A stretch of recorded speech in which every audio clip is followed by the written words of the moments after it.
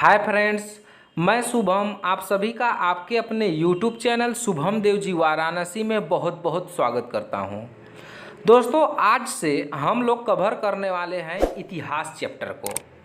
हम लोग पहले प्राचीन इतिहास के बारे में पढ़ेंगे, उसके बाद मध्यकालीन इतिहास के बारे में पढ़ेंगे और आधुनिक इतिहास के बारे में एक सीरियल वाइज से एक क्रमबद्ध तरीके से हम लोग इतिहास को कवर करेंगे। और दोस्तों, 2-3 दिन मैं वीडियो नहीं बना सका क्योंकि दिवाली की वजह से स्टूडियो सब बंद रहा, इसके वजह से मैं वीडियो नहीं बना सका। लेकिन अब मैं पर डे 1-2 वीडियो अपलोड करता रहूँगा और मैं आशा करूँगा कि आप उस वीडियो को देखेंगे, पढ़ेंगे, नोट्स भी तैयार करेंगे। चलिए दोस्तों, अब हम लोग शुरू करते हैं। दोस्तों, इतिहास को इंग्लिश में हिस्ट्री कहते हैं। क्या कहते हैं? हिस्ट्री। और इस हिस्ट्री शब्द की उत्पत्ति यूनानी भाषा के, किस भाषा के? यूनानी भाषा के हिस्टोरिया शब्द से हुई है। हमने क्या बताया आपको कि इतिहास को अंग्रेजी में हिस्ट्री कहते हैं और इस हिस्ट्री शब्द की उत्पत्ति यूनानी भाषा के हिस्टोरिया शब्द से हुई है, जिसका शाब्दिक अर्थ होता है दोस्तों खोज से प्राप्त ज्ञान। क्या होता है? खोज से प्राप्त ज्ञान। यहाँ तक आपको समझ में आ गया है? तो चलिए आगे बढ़ते हैं। अब एक व्यक्ति हैं दोस्तों, उनका नाम है हेरोडोटस। क्या नाम है? हेरोडोटस। हेरोडोटस यूनान के थे। कहाँ के थे? यूनान एक देश है, यूरोप महाद्वीप का एक बड़ा प्राचीनतम देशों में से एक है यूनान देश। उस यूनान को वर्तमान में हम ग्रीस भी कहते हैं। ग्रीस की राजधानी एथेंस है। हेरोडोटस को दोस्तों इतिहास का पिता माना जाता है। इतिहास का पिता कहा जाता है किसे? हेरोडोटस को। हेरोडोटस को इतिहास का पिता कहते हैं। पहला क्वेश्चन आएगा कि इतिहास का पिता किसे कहते हैं? फादर ऑफ हिस्ट्री किसे कहते हैं? तो आपको बताना होगा दोस्तों हेरोडोटस को।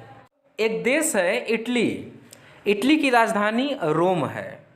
दोस्तों, रोम प्राचीन समय में ही दार्शनिकों का केंद्र बन चुका था। तो वहीं रोम के एक दार्शनिक थे, रोम के यानी रोमन दार्शनिक थे एक। उस रोमन दार्शनिक का नाम था दोस्तों सिसरो। क्या नाम था? सिसरो।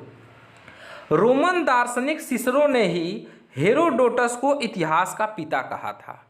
कहने का मतलब हेरोडोटस को इतिहास का पिता किसने कहा था? सिसरो ने। आप फर्स्ट इमेज को देखिए दोस्तों, यही है सिसरो और सेकंड जो इमेज है ये है आपके हेरोडोटस। सिसरो रोमन दार्शनिक थे जबकि यूनान के थे हेरोडोटस। तो रोमन दार्शनिक सिसरो ने हेरोडोटस को क्या कहा था? इतिहास का पिता। आगे चलते दोस्तों, एक बार यह भी आया था कि हेरोडोटस का संस्कृत नाम क्या है? तो हेरोडोटस का संस्कृत नाम है दोस्तों हरिदत्त। क्या है? हरिदत्त। आगे बात करें, हेरोडोटस ने एक प्रसिद्ध पुस्तक लिखी थी दोस्तों। वो बहुत प्रसिद्ध पुस्तक है, प्राचीन पुस्तकों में से एक पुस्तक है, कई बार आया भी है एग्जाम में। उस पुस्तक का नाम है हिस्टोरिका। हेरोडोटस ने अपनी पुस्तक हिस्टोरिका में इतिहास का आधार पेलोपोनेशियन युद्ध को माना था दोस्तों। एक युद्ध लड़ा गया था प्राचीन समय में, उस युद्ध का नाम है दोस्तों पेलोपोनेशियन युद्ध। और इसी युद्ध को हेरोडोटस ने इतिहास का आधार माना और इस युद्ध का उल्लेख उन्होंने अपने पुस्तक हिस्टोरिका में भी किया है। आगे चलते हैं दोस्तों, एक देश है मिस्र। मिस्र का नाम आप सब सुने होंगे। मिस्र की राजधानी वर्तमान में काहिरा है। दोस्तों, आप अक्सर उपनाम में सुने होंगे कि मिस्र को नील नदी का उपहार या नील नदी का वरदान कहा जाता है।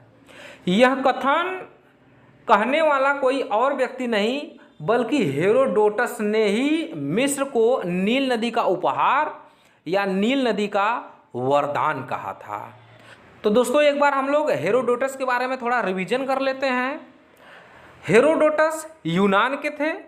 यूनान को वर्तमान में ग्रीस कहते हैं। ग्रीस की राजधानी एथेंस है। हेरोडोटस को ही इतिहास का पिता कहा जाता है। इतिहास का पिता कहने वाले व्यक्ति थे सिसरो। सिसरो कहाँ के थे? इटली की राजधानी रोम के थे और सिसरो एक दार्शनिक थे। हेरोडोटस का संस्कृत नाम हरिदत्त था। क्या था दोस्तों? हरिदत्त। हेरोडोटस ने अपनी पुस्तक हिस्टोरिका, यानी हिस्टोरिका पुस्तक के लेखक कौन है? हेरोडोटस। हेरोडोटस ने अपने पुस्तक हिस्टोरिका में इतिहास का आधार पेलोपोनेशियन युद्ध को माना था। यानी पेलोपोनेशियन युद्ध को आधार किसने माना? हेरोडोटस ने। और इस युद्ध का उल्लेख उन्होंने किस पुस्तक में किया है? हिस्टोरिका पुस्तक में किया है। इसके अलावा हेरोडोटस ने ही मिस्र को नील नदी का उपहार या नील नदी का वरदान कहा था। अब हम लोग देखते हैं दोस्तों इतिहास के विभाजन के बारे में, यानी इतिहास को, हिस्ट्री को कितने भागों में विभाजित किया गया है। तो दोस्तों जैसा कि आप सब डायग्राम में देख रहे हैं, इतिहास को मुख्यतः 3 भागों में विभाजित किया जाता है। पहला है प्राक या प्राग ऐतिहासिक काल। प्राक या फिर उसी को प्राग ऐतिहासिक काल कहते हैं। इंग्लिश में इसे प्री हिस्ट्री पीरियड कहते हैं। दूसरा है दोस्तों आद्य ऐतिहासिक काल। दूसरा कौन है? आद्य ऐतिहासिक काल। आद्य ऐतिहासिक काल को इंग्लिश में प्रोटो हिस्ट्री पीरियड कहते हैं। Proto history period. तीसरा है दोस्तों ऐतिहासिक काल। ऐतिहासिक काल को इंग्लिश में हिस्टोरिकल पीरियड कहते हैं। क्या कहेंगे? Historical period. और इतिहास के इन तीनों कालों में क्या डिफरेंट हैं, अब आइए हम लोग देखते हैं। तो पहला है दोस्तों प्राग या फिर प्राग ऐतिहासिक काल, जिसे इंग्लिश में हम लोग प्री हिस्ट्री कहते हैं। क्या कहेंगे? Pre history. अब यह काल, पहले तो समझ जाइए काल कहते किसे हैं। काल का मतलब होता है दोस्तों समय, पीरियड, समय, समय को ही काल कहते हैं। तो प्राग या प्राग ऐतिहासिक काल उस समय को कहेंगे, उस काल को कहेंगे, यानी एक ऐसा काल जिसमें कोई लिखित साक्ष्य ही ना मिला हो। हमने क्या बताया आपको दोस्तों कि एक ऐसा काल जिसमें कोई लिखित साक्ष्य ही ना मिला हो, उसी काल को प्राग या फिर प्राग ऐतिहासिक काल, जिसे हम लोग प्री हिस्ट्री पीरियड कहते हैं। दोस्तों ऐसे कालों में एक काल है पाषाण काल।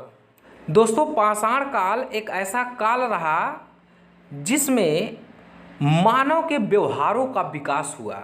उनके हाव भाव, चलन, व्यवहारों, इन सब चीज़ों का विकास हुआ। उस काल में मानव ने किसी भी प्रकार के लिखावट का प्रयोग नहीं किया था। अर्थात पाषाण काल का जब हम अध्ययन करेंगे तो उसके अंतर्गत हमें यह देखने को मिलेगा कि मानव उस काल में किसी भी प्रकार के लिखित साक्ष्य का प्रयोग नहीं करता है। कहने का मतलब पाषाण काल के बारे में जो जानकारी हमें प्राप्त हुई है वह पुरातात्विक खुदाई के द्वारा प्राप्त हुई है, और उन पुरातात्विक खुदाई के दौरान हमें किसी भी प्रकार का लिखावट, लिखी हुई शैली का प्रमाण नहीं मिला है। अतः हम यह कह सकते हैं कि पाषाण काल एक कैसा काल है, तो प्राग या फिर प्राग ऐतिहासिक काल है। पाषाण काल में दोस्तों मानव ने पत्थरों का प्रयोग किया था। वह अपने जीवन को कैसे बेहतर कर सके उस ढंग को वह सीखना शुरू किया था। तो लिखेगा कहाँ से? अर्थात पाषाण काल में किसी भी प्रकार के लिखावट का साक्ष्य नहीं मिला था। अतः पाषाण काल को हम लोग इतिहास के किस हिस्से के अंतर्गत पढ़ते हैं? तो इतिहास के पहले हिस्से के अंतर्गत पढ़ते हैं, जिसका नाम होता है प्राग या फिर प्राग ऐतिहासिक काल, जिसे इंग्लिश में हम लोग प्री हिस्ट्री पीरियड कहते हैं। चलिए दोस्तों अब दूसरा काल देखते हैं। दूसरा है दोस्तों आद्य ऐतिहासिक काल। इंग्लिश में इसे कहते हैं प्रोटो हिस्ट्री पीरियड। इसमें क्या है? इस काल में यानी कि यह एक ऐसा काल है जिसमें लिखित साक्ष्य तो मिला, लिखित साक्ष्य तो मिला, किंतु उसे आज तक कोई पढ़ा नहीं। कहने का मतलब एक ऐसा काल जिसमें लिखित साक्ष्य तो मिला किंतु उसे पढ़ा ना जा सका, उसी काल को हम लोग क्या कहेंगे? आद्य ऐतिहासिक काल, प्रोटो हिस्ट्री पीरियड। अब इसमें 2 काल बहुत प्रसिद्ध है दोस्तों। पहला है सिंधु घाटी की सभ्यता। दोस्तों सिंधु घाटी की सभ्यता के अंतर्गत मानव का विकास काफ़ी हद तक हुआ था। सिंधु घाटी की सभ्यता बड़े प्राचीनतम सभ्यताओं में से एक है। मानव लिखित प्रयोग करना शुरू कर दिया था, किंतु आज तक उनके लिखावट को कोई समझ न सका। सिंधु घाटी सभ्यता के वासियों का जो लिखावट रहा दोस्तों, वह बूस्ट्रोफेडन था। बूस्ट्रोफेडन हम सिंधु घाटी के चैप्टर में आपको बताएंगे क्या होता है। बूस्ट्रोफेडन था और ये सब भाव चित्रात्मक लिपि का प्रयोग करते थे। कहने का मतलब इनके लिखावट में कई जीव का अंकन देखने को मिलता है, जैसे मछली का मिला हुआ है सबसे ज़्यादा। तो इनकी जो लिखावट रही वो बूस्ट्रोफेडन रही, लेकिन लिपि वह भाव चित्रात्मक थी। वह चित्रों के माध्यम से एक दूसरे को बताना चाहते थे कि मैं यह कहना चाहता हूँ, और उसी बूस्ट्रोफेडन लिखावट को, भाव चित्रात्मक लिपि को आज तक कोई पढ़ा नहीं, लेकिन लिखावट का साक्ष्य मिल गया। कहने का मतलब सिंधु घाटी की सभ्यता को यदि हमें पढ़ना है तो इतिहास के किस विभाजन के अंतर्गत पढ़ेंगे, तो उसका नाम होगा आद्य ऐतिहासिक काल। समझ में आ रहा है? इसी आद्य ऐतिहासिक काल के अंतर्गत दूसरा चैप्टर होता है दोस्तों वैदिक काल, और वैदिक काल को भी दो भागों में विभाजित किया जाता है। पहला है ऋग्वैदिक काल, या उसी को पूर्व वैदिक काल कहते हैं, और दूसरा है दोस्तों उत्तर वैदिक काल। कहने का मतलब वैदिक काल को भी हम लोग आद्य ऐतिहासिक काल के अंतर्गत ही पढ़ेंगे। क्यों? क्योंकि इस काल में लिखित साक्ष्य तो मिला, किंतु आज तक उसे कोई पढ़ा नहीं दोस्तों। तो कहने का मतलब एक ऐसा काल जिसमें लिखित साक्ष्य तो मिला हो किंतु उसे पढ़ा न जा सका हो, तो उसी काल को हम लोग कहेंगे आद्य ऐतिहासिक काल, प्रोटो हिस्ट्री पीरियड। और उसके अंतर्गत सिंधु घाटी सभ्यता को हमें पढ़ना है और वैदिक काल को भी पढ़ना है। वैदिक काल के बारे में हम आपको दोस्तों बहुत अच्छे से पढ़ाएंगे। वैदिक काल को दो भागों में बांटा जाता है, ऋग्वैदिक काल या उसी को पूर्व वैदिक काल कहते हैं, दूसरा होता है उत्तर वैदिक काल। ऋग्वैदिक या पूर्व वैदिक काल का समय होता है 1500 से 1000 ईसा पूर्व, जबकि उत्तर वैदिक काल का समय होता है 1000 ईसा पूर्व से लेकर के 600 ईसा पूर्व। ठीक है दोस्तों, चलिए अब हम लोग तीसरा विभाजन को देख लेते हैं। तीसरा है दोस्तों ऐतिहासिक काल, इंग्लिश में इसी को कहते हैं हिस्टोरिकल पीरियड। इसमें क्या है? इसमें दोस्तों यही है कि एक ऐसा काल जिसमें लिखित साक्ष्य मिला और उसे पढ़ा भी जा सका हो। कहने का मतलब जिस समय जिस काल में लिखित साक्ष्य मिला और उसे लोगों ने पढ़ भी लिया हो, ऐसे ही काल को क्या कहते हैं? तो उसे कहेंगे दोस्तों ऐतिहासिक काल। कहने का मतलब ऐसा नहीं है दोस्तों कि प्राचीन इतिहास की शुरुआत 600 ईसा पूर्व से शुरू होता है 712 ईस्वी तक आएगा, ऐसा नहीं है। यह वह टाइम हम आपको दिखाए हैं जिस टाइम के अंतर्गत जो घटनाएं हुई हैं उन घटनाओं का बाकायदा लिखित साक्ष्य है, और उन लिखित साक्ष्य को हम पढ़ भी सकते हैं। प्राचीन इतिहास कहने का मतलब पाषाण काल भी एक प्राचीन इतिहास है, सिंधु घाटी की सभ्यता भी एक प्राचीन इतिहास है। तो ऐसा नहीं है कि इस टाइम को आप देखकर यह सोचेंगे कि प्राचीन इतिहास के अंतर्गत सिंधु घाटी की सभ्यता नहीं है, पाषाण काल नहीं है, प्राचीन इतिहास की जो शुरुआत होगी वो 600 ईसा पूर्व से होगी। ना ना ना ना, यह गलत होगा। वह सब प्राचीन इतिहास के अंतर्गत ही है। वह अलग बात है कि उनका विभाजन अलग अलग है। कहीं पर लिखित साक्ष्य ही नहीं मिल रहा है, कहीं पर मिल रहा है तो उसे लोग पढ़ नहीं पाए, और कहीं पर मिला और उसे पढ़ लिए। तो दोस्तों एक बार हम लोग रिवीजन कर लेते हैं।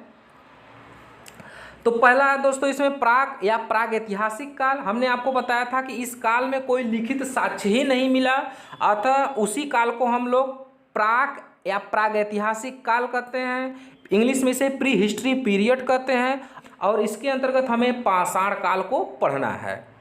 दूसरा है दोस्तों आद्य ऐतिहासिक काल, इसे इंग्लिश में प्रोटो हिस्ट्री पीरियड कहते हैं दोस्तों। इस काल में लिखित साक्ष्य तो मिला लेकिन उसे आज तक कोई पढ़ा नहीं। कहने का मतलब इसमें दो ऐसे चैप्टर आएंगे जिसे हम लोग आद्य इतिहास के अंतर्गत पढ़ेंगे, आद्य ऐतिहासिक के अंतर्गत पढ़ेंगे। जो पहला होगा सिंधु घाटी की सभ्यता और दूसरा होगा दोस्तों वैदिक काल। वैदिक काल का भी दो विभाजन होता है, ऋग्वैदिक या पूर्व वैदिक काल, दूसरा होता है उत्तर वैदिक काल। ऋग्वैदिक काल का समय 1500 से 1000 ईसा पूर्व, जबकि उत्तर वैदिक काल का समय 1000 से 600 ईसा पूर्व होता है। तीसरा होता है दोस्तों ऐतिहासिक काल। ऐतिहासिक काल को हिस्टोरिकल पीरियड कहते हैं। यह एक ऐसा समय है दोस्तों जिसमें लिखित साक्ष्य मिले और उस लिखित साक्ष्य को लोगों ने पढ़ा भी, तो ऐसे ही काल को हम लोग क्या कहते हैं, ऐतिहासिक काल, हिस्टोरिकल पीरियड। तो दोस्तों यह इतिहास का पहला वीडियो होगा और मैं आशा करता हूं दोस्तों कि मेरे द्वारा पढ़ाया गया यह टॉपिक आपको आसानी से समझ में आ गया होगा। मिलते हैं दोस्तों हम लोग नेक्स्ट वीडियो में और इसी हिस्ट्री को आगे बढ़ाते हुए। तब तक के लिए जय हिंद।